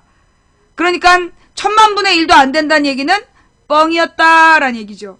이제 아니, 그러니까 1000만 분의 1이 아니라 15에서 30%라고 다른 얘기를 했다는 거네요? 네, 100명 중 많으면 30명 정도 된다는 겁니다. 사진 속 주인공이 20대일 가능성이 없다는 양 씨의 주장, 근거를 잃은 거죠. 하지만 양 씨는, 양 박사는 그야말로 박사고 그 분야 전문가인데 그럼 책을 읽고 잘못 해석하는 그런 실수를 벌일 수가 있습니까? 이해가 안 가는데요. 저도 궁금해서 직접 해명을 들어보려고 했습니다. 예. 그런데 아쉽게도 양 씨가 지난주부터 해외에 나가 있어서 끝내 연락이 닿지 않았습니다. 어허. 다만 전문가들 짐작으로는 문제의 책이 인용한 원 데이터에서 표준 편차가 빠진 것을 양 씨가 미처 발견하지 못했을 수 있다. 이런 말을 하더군요. 예, 그 부분에 대한 양 박사의 반론이 다시 나오면 저희가 이 시간에 소개를 해야 되겠네요. 네. 여하튼 어쨌든 의혹은 뭐 제기가 됐고 그래서 지난 서울시장 선거 전에 세브란스 병원에서 공개 검진하지 않았습니까? 네, 그렇습니다. 근데 거기에서 그럼 뭔가 좀 비밀스러운 게 있었던 건지 검토해 보셨어요? 네, 당시 검진에는 서울시청 출입기자 4명 그리고 다수의 사진 기자들이 참관을 했는데요. 예. 그 가운데 한 기자의 이야기를 들어보겠습니다. 예. 사실은 그때 출입 제한을 형편이 못 됐어요. 마구 치고 들어와가지고 네. 사회단체 사람도 있고 그랬어요. 그 발디딜 틈이 없었어요. 그 상황을 아시면 예. 의혹 제기한 사람들은 그런 말을 할 수 없죠. 무슨 얘기인지 알겠어요? 당시 박주신이 재검받는 상황에 목격자가 너무 많았단 얘기야. 그러니까 무슨 옆방에서 사진을 찍거나 다른 사람이 몰래 들어가거나 그럴 수가 없었다고. 4명의 무슨 서울시 출입기자만 있었던 것처럼 뻥을 치고 있지만 그때 이 현장을 지켜본 사람이 무지 많았다라는 얘기예요. 세브란스 검진에서의 바꿔치기도 그 당시 비밀스럽게 뭐가 될 상황은 아니었다라는 기자의 증언. 자, MRI 의혹은 그렇고요. 두 번째 의혹으로 넘어가 보죠. 엑스레이 사진이요. 네, 공개된 주진 씨의 엑스레이 사진은 3가지가 있습니다. 예. 현역 판정받고 입소할 때 찍은 거, 그리고 그 뒤에 공익근무 판정 때 찍은 거, 예. 그리고 유학 나갈 때 찍은 거 이렇게 3가지입니다. 복잡하니까 이걸 좀 우리가 1, 2, 3번 엑스레이 이렇게 호칭해 볼까요? 그러시죠? 예. 1번과 3번은 폐를 찍은 흉부 엑스레이고요. 2번은 척추 엑스레이입니다. 예. 의혹은 1, 3번과 2번이 서로 다르다는 겁니다. 아하, 1, 3번 흉부 엑스레이와 2번 척추 엑스레이가 네, 결국에 공익 판정 때 찍은 2번 사진만 다른 사람의 거라는 얘기죠. 엑스레이 사진 보셨어요, 권 기자? 네, 그렇습니다. 겉으로 보기에는 양 박사의 말처럼 2번 엑스레이 사진은 전혀 다릅니다. 그래서 이 의혹을 검증해 보기 위해서 다른 영상의학 박사에게 자문을 구해봤습니다. 예. 이분 서울대 의대 출신인데요. 다만 익명을 전제로 설명을 들었습니다. 이분의 결론은 척추 사진과 흉부 사진은 다르게 보일 수밖에 없다는 겁니다. 척추 사진은 정면을 보고 숨을 내쉰 상태에서 찍은 거고요. 흉부 사진은 뒤돌아선 채 숨을 들이킨 상태에서 찍습니다. 그러니까 신체 검사할 때 팔 뒤로 하고 숨 참으세요 이러면서 찍는 게 흉부 사진이다 이 말인 거죠. 그렇습니다. 몸의 자세는 물론 몸의 앞뒤 방향이 완전히 다르다는 겁니다. 때문에 개개인에게만 나타나는 특이적 소견이 없는 한 서로 달리 보이는 두 사진 속 주인공이 동일인인지 아니면 다른 사람인지 판단하기 힘들다는 겁니다. 근데 사진 찍을 때 자세가 다르더라도 목 부분은 변함이 없잖아요. 앞이든 뒤든. 그렇습니다. 그래서 의혹 제기자들이 주장하는 게 목 뒷덜미에 잡히는 뼈, 이거를 제1흉추라고 하는데 예. 이 뼈에서 직각으로 솟아있는 극상돌기가 2번 척추 사진에서는 다르다는 겁니다. 그러니까 공익 판정 받을 때 찍은 그 사진. 네네. 이 돌기가 흉부 사진에서는 한쪽으로 휘었는데 척추 사진에서는 휘지 않았다는 얘기입니다. 앞서 말씀드린 그 전문가의 얘기는 흉부 사진은 등 뒤에서 X선이 비스듬하게 비추니까 튀어나온 돌기가 입체로 보이는데 척추 사진은 앞에서 직각으로 비추니까 돌기의 끝 평면이 겹쳐서 보이는 차이가 있다는 얘기입니다. 아하. 따라서 척추 사진은 휘어있는 돌기 모양이 잘 안 나타난다는 겁니다. 때문에 흉부 사진과 다르다고 말할 수 없다는 거죠. 근데 이게 이 반박하신 분의 개인적인 소견일 수도 있지 않습니까? 물론입니다. 그래서 영상의학 전문가들의 단체인 대한영상의학회라는 곳에 물어봤습니다. 예. 양 박사도 이곳 소속이고 저와 익명으로 만난 분도 여기 소속입니다. 예. 국내 영상의학 전문가 3,000명 가운데 약 2,500명이 소속되어 있는 곳입니다. 그런데 이곳에서 때마침 법원의 의뢰로 이들 3개 엑스레이 사진의 주인공이 양 씨의 말대로 서로 다른 사람인지 아닌지 검증을 했다고 합니다. 그 공식 확인은 거부했지만 사실상 다른 사람이라고 하기 어렵다 이런 결론을 낸 것으로 전해졌습니다. 이 대한영상의학회에서 다른 사람이라고 말하기도 어렵다 이런 결론? 그렇습니다. 그러면 양 박사의 의견이 이 소수 의견, 물론 뭐 소수 의견이 다 틀리고 다수 의견이 다 맞다 이렇게 볼 수는 없지만 적어도 이 의학회에서는 학회에서는 양 박사 의견이 소수 의견이라는 거네요. 네, 그렇습니다. 예. 이 결과에 대해서는 양 씨 측은 어떻게 반응하고 있습니까? 양 씨 측은 대한영상의학회가 아닌 의사협회에서 별도의 특별조사단을 꾸려서 다시 검증해달라. 다시 검증해달라. 네. 왜냐하면 영상의학회 임원 가운데 세브란스 병원 이모 교수가 있고 영상의학회 회장이 박원순 시장과 고등학교 동문이라는 등의 이유를 들었습니다. 이모 교수는 누군가요? 세브란스 병원? 네, 주신 씨가 2012년 세브란스에서 공개 신검을 받을 때 MRI 판독에 참여한 의료진 가운데 한 사람입니다. 그분 때문에 공정성에 문제가 있다는 건데 공정성. 이번 검증에는 참여하지 않았다는 게 이 교수의 설명입니다. 저희 학회는요, 예. 이 업무별로 따로따로 해가지고 그런 감정이나 이런 거는 의무위원회에서 하거든요. 예. 저는 레지던트들 수련 이쪽 일을 하고 있고요. 그쪽 의무위원회 일은 전혀 손을 안 대고 있습니다. 자, 지금 양측의 불신이 너무 큰 것 같아요. 네, 그런 것 같습니다. 하지만 잘 알려지지 않은 사실이 하나 더 있습니다. 뭔가요? 대한영상학회가 이미 2013년 4월에도 검찰의 요청으로 주신 씨의 MRI 사진 석 장을 감정한 바 있는데 그때도 3가지 촬영 자료는 모두 같은 사람의 영상이라고 결론을 내렸다는 사실입니다. 지금 이건 이제 엑스레이 3장인데 MRI 사진 3장 가지고도 판정한 적이 있다고요? 그렇습니다. 그 당시 영상학회 회장은 지금의 회장이 아니었고요. 예, 그때도 같은 사람 맞다라는 결론. 예, 여기까지가 이제 척추 엑스레이 사진상의 문제였고 또 하나 문제 제기가 된 게 어제 국감장에서도 이것 때문에 시끌시끌하던데요. 네. 엑스레이상의 치아 문제. 과연 이런 치아를 가진 사람이 박원순 시장의 아들이 맞느냐 이 의혹이 있었어요. 이게 제일 이거는 그 재판 과정에서 불거진 이야기인데요. 주신 씨의 치아 엑스레이 사진에는 14개나 되는 치아가 값싼 아말감으로 치료된 것으로 나와 있습니다. 예, 예. 근데 중산층 가정에서 자란 주신 씨의 치아 치료로는 보기 힘들다는 거죠. 그렇죠. 그래서 주신 씨 치과 치료를 담당한 의사에게 제가 직접 물어봤습니다. 추치에게요. 네. 아니, 그건 사실이 내가 치료를 한 건데. 하여튼 가족들이 다 다녔던 병원인 거네요. 저 부인은 안 오셨고, 예. 딸하고 이제 셋이, 예. 뭐 보통 치과라는 거는 많이 그렇게 하죠. 한 사람이 가면 이제 괜찮으면 이제 가족들 다 오고 뭐. 이 치과에 계속 다녔다는 건가요, 그러면? 네, 그렇습니다. 반복적으로 다녔고 그에 대한 자료도 남아 있다는 거죠. 그렇군요. 마지막으로 드는 궁금증. 뭐 이제 그 의혹을 제기하는 측에서도 계속 하는 얘기입니다만 이런 무수한 의혹을 잠재울 수 있는 건 그냥 주신 씨가 다시 와서 귀국해서 검사 받으면 되는 거 아니냐? 그럼 다 풀려지는 거 아니냐? 이거 어떻습니까? 예, 저도 그래서 박원순 시장 쪽에 다시 검사 받을 의향이 있냐 없냐 이렇게 물어봤는데요. 예. 박원순 시장 법률 대리인 황희석 변호사의 말 들어보겠습니다. 들어보죠. 만약에 재적용을 받는다고 해서 또 그 결과에 대해서도 누군가는 또다시 의혹을 제기할 겁니다. 아마 제가 볼 때는 이거는 끊이지 않는 소용돌이고 정치적 공격의 일환이지 다른 의도는 아니라고 봅니다.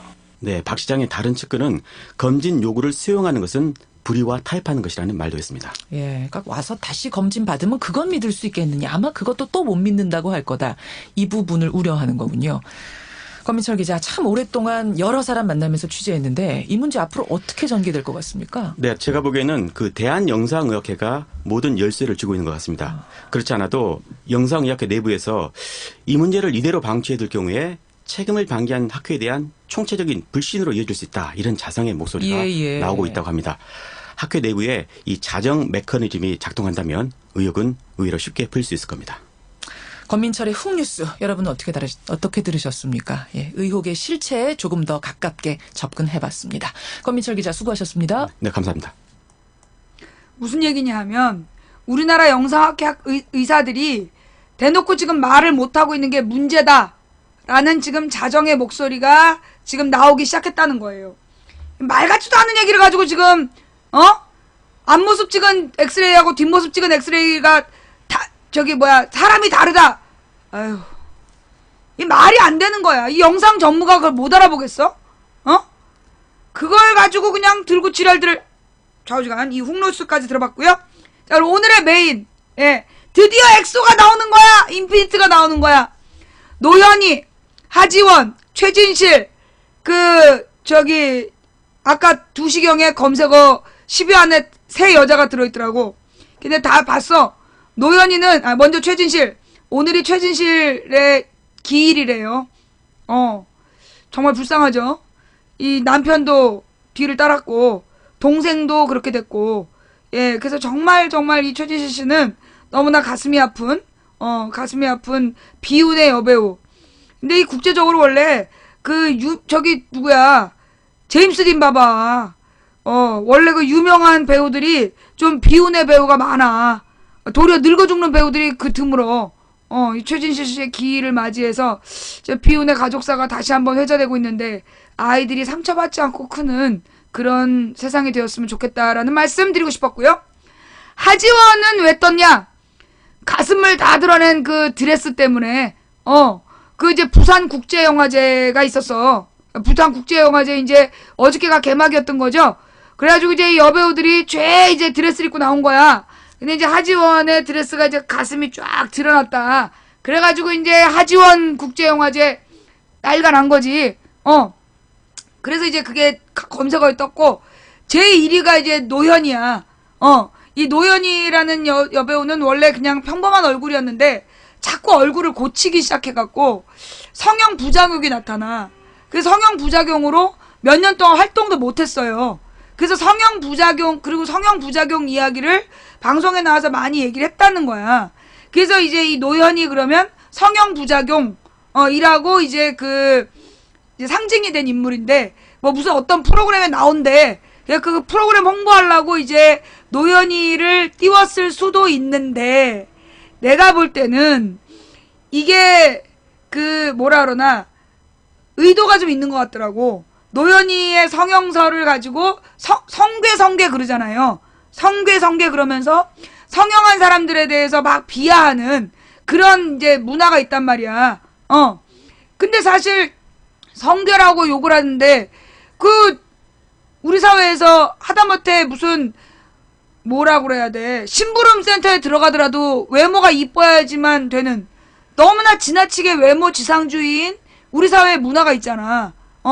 그 자기네들도 내가 방송한다고 맨 들어와서 내 눈 눈괭 막 이러면서 지랄하잖아. 아니 못생긴 사람은 방송하면 안 된다는 법이 있냐? 이놈의 이 외모 지상주의가 성형에 의존하게 하는 사회 심리의 근원적인 원인이다 라고 생각하면서 또 이 사람들이 왜 이 성형이 중독이에요. 성형이 중독인데 뭔가 이렇게 살짝 고쳤을 때, 그러니까 원판에서 가장 조금 고쳤을 때가 제일 예쁘대. 근데 그 효과를 보고 사람들이 이게 아주 조금 고쳤는데 확 예뻐진 거야. 그러니까 조금만 더 고치면 더 예뻐질 거라고 생각하는데 두 번째 성형부터 반드시 망한대요. 그거 알아두세요. 성형을 할 때 꼭 처음에 살짝 고쳤을 때가 가장 예쁘대. 근데 거기서 뭔가 조금만 더 고치면 그때부터 어그러지는 거야. 그래서 내가 그랬잖아. 옛날에 보험할 때 우리나라에서 뭐 자기 말로 쌍꺼풀 수술 자기 처음 한 사람이래.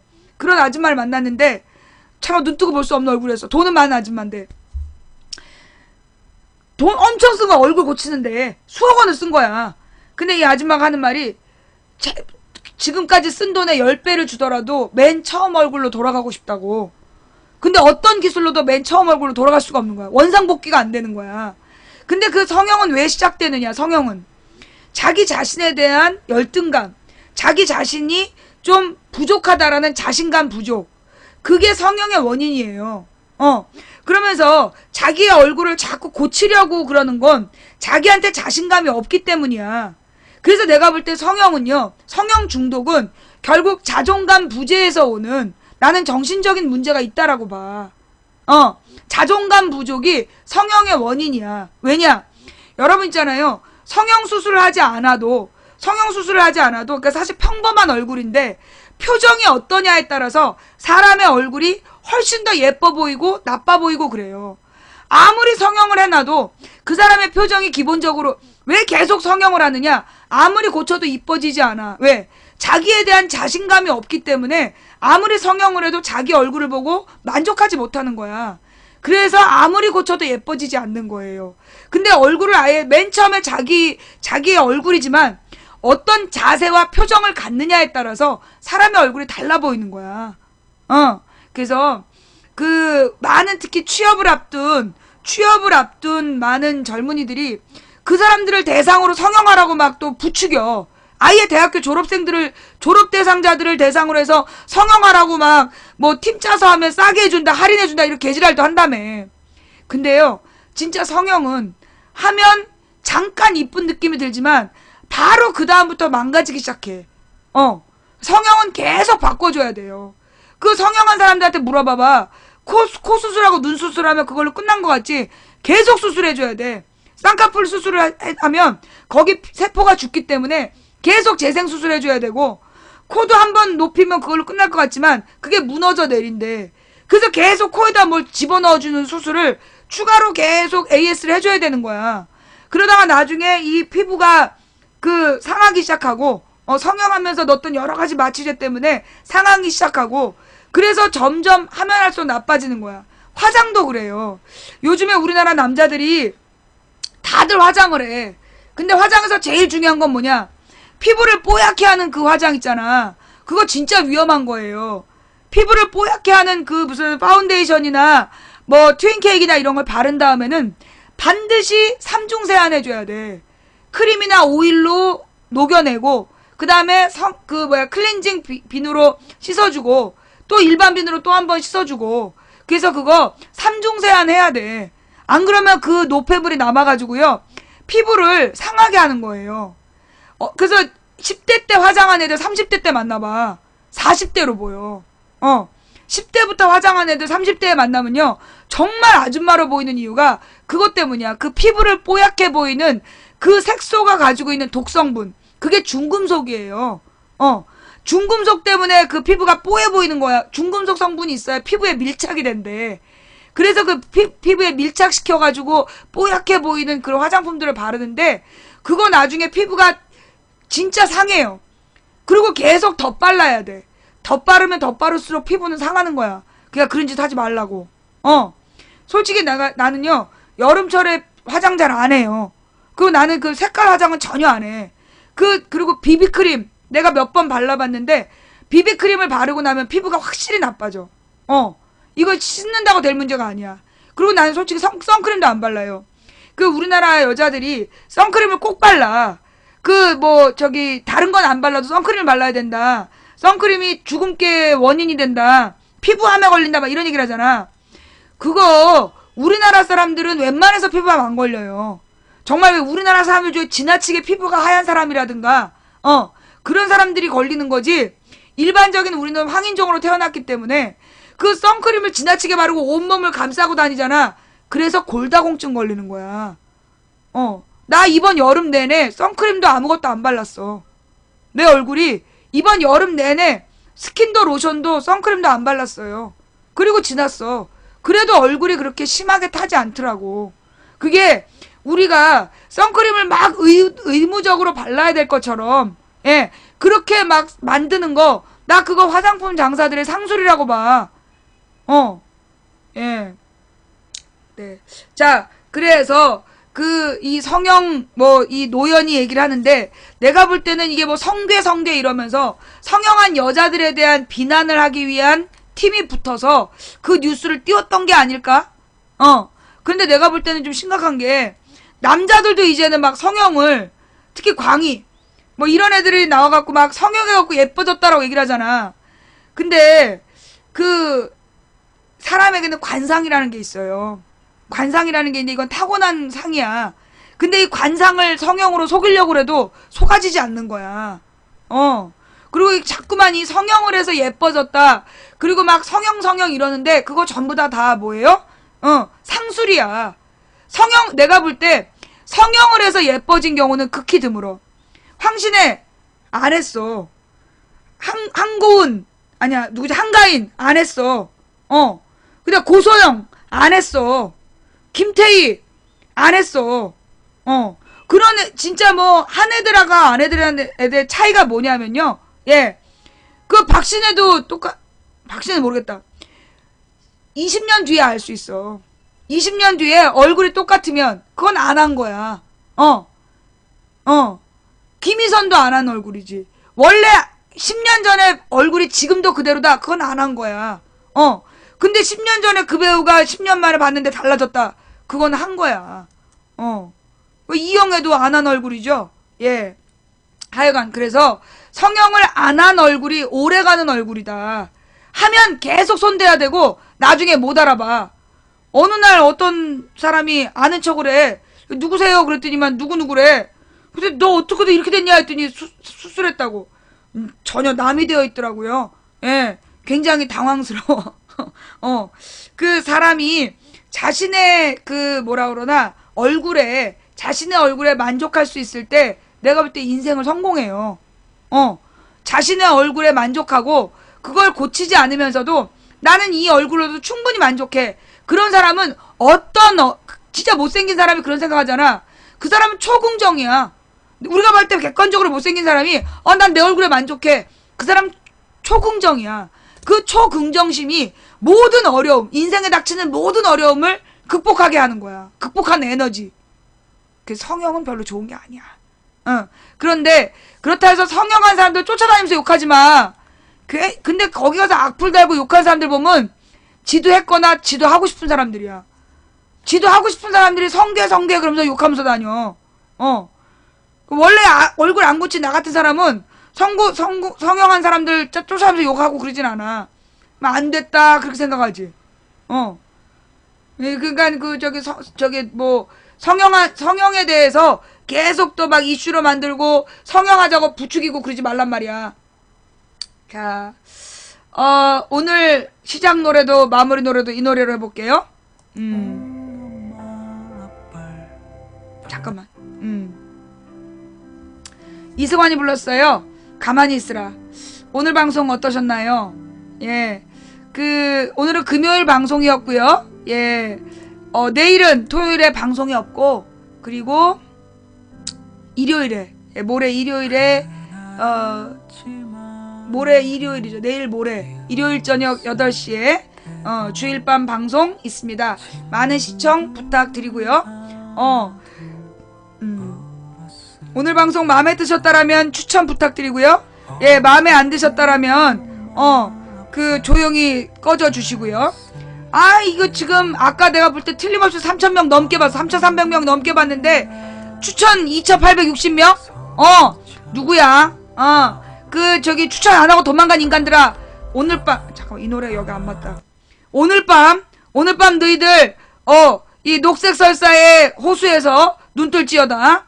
인생의 가장 중요한 순간에, 녹색 설사의, 젖어드는 다리를 만날지어다. 예. 자, 오늘, 이승환 씨, 뱀파이어 이승환 씨, 가만히 있으란 노래로 시작했는데, 이제 가만히 있으란 노래로, 끝날라는데 이 노래가 너무나, 이렇게 좀 나의 마지막 멘트하고 안 맞는 것 같아. 자, 오늘 방송 재밌었다면 추천 부탁드리고요. 재미없었다라면, 우주 플리즈 꺼져. 그리고 뭐, 이 방송 마음에 드세요? 괜찮나요? 그럼 물어보지 마. 네 맘에 들으면 듣고, 네 맘에 안 들으면 듣지 마. 알았지? 망치부인은 그러면 어떤 입장인가요? 내 입장이 어떤지 듣고 판단해. 남들한테 묻지 말고 네 의견을 가져. 마음에 들면 듣고, 마음에 안 들면 꺼져. 뭔 말인지 알았지? 예. 자, 오늘 함께 해주신 모든 분들께 감사드립니다. 예. 방송이 열리자마자 달려주신 모든 분들께 감사드리고요. 처음부터 끝까지 시청해준 여러분께 더욱더 감사드리고요. 추천해주신 한 분 한 분 진심으로 감사드립니다. 그리고 후원해주신 한 분 한 분 진심으로 감사드립니다. 여러분의 후원으로 망치부인의 순위, 스티커로는 망치부인 순위를 올리고 있고요. 여러분의 초콜릿으로는 불타는 10미닛을 강제로 추천받고 있고요. 그리고 여러분의 별풍선으로 망치부인의 소송비를 감당하고 있습니다. 한 분 한 분 이름 불러서 감사 인사 못 드린 점 대단히 죄송합니다. 후원하지 못하는 분들이 혹시 의기소침해질까봐 하는 거니까 양해를 부탁드립니다. 자, 그리고 각방에서 고생하신 매니저님들 수고하셨습니다. 그리고 이 방송을 녹화 떠서 유튜브와 팟캐스트에 올려주시는 분들께 진심으로 감사드립니다. 팟캐스트에서도 순위가 좀 오르고 있더라고요.